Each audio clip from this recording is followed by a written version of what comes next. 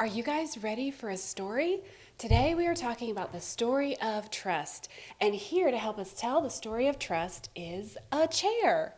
I want you to think about how many times a day you see people or you yourself sit in a chair. Some people come to the chair, they're so exhausted, they just flop in, they're so tired. Some people just drop their books, sit down, and get to work without thinking about it.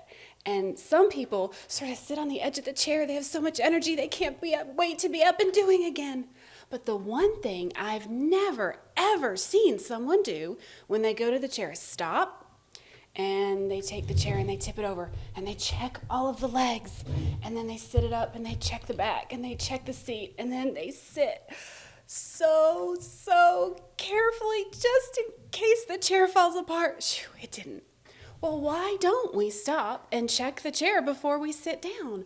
That's because we trust the chair will hold us up. We trust that the chair will do its job. And I realized that this is how the Lord wants us to trust Him. Jeremiah 17:7 says, "Blessed is the man who trusts the Lord, whose trust the Lord is."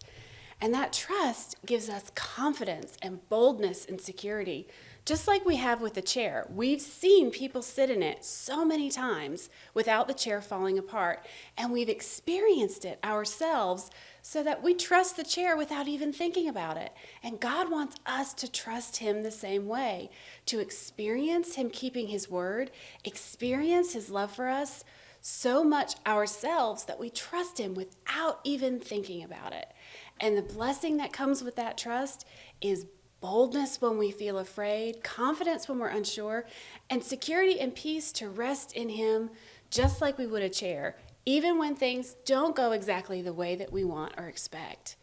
I hope this week that you can practice trusting in God.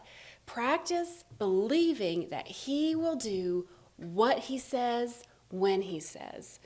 And that will give you confidence even when you're unsure, boldness when you might feel afraid, and security even if things don't go exactly the way that you want. Thank you for coming to our story of trust. This week, remember the chair. Remember that if you can trust a chair, you can trust the God who made you and loves you and always keeps His word. Thanks for coming to Storytime. Bye.